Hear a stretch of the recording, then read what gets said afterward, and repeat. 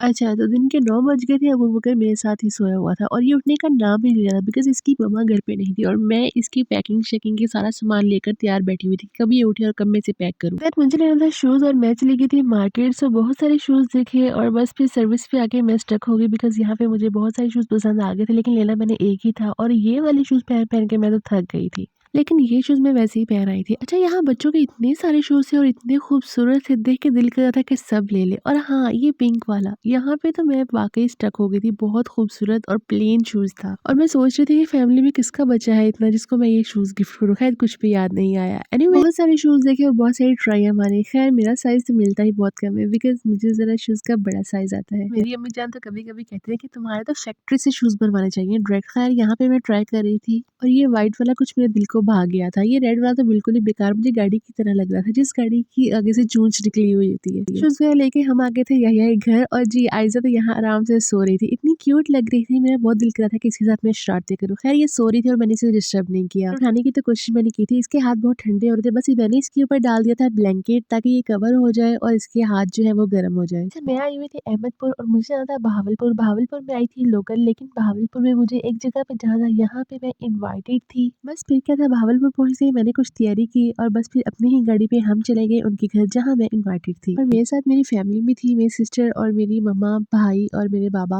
बहुत दूर तो हम नहीं जा रहे थे, लेकिन 25 से 30 मिनट का डिस्टेंस था जहाँ हम जा रहे थे। तो मौसम बारिश वाला था और बहुत ठंड थी, गाड़ी में हीटर भी चला था, लेकिन फिर भी सर्दी तो रुकने का नाम ही नहीं ले रही थी।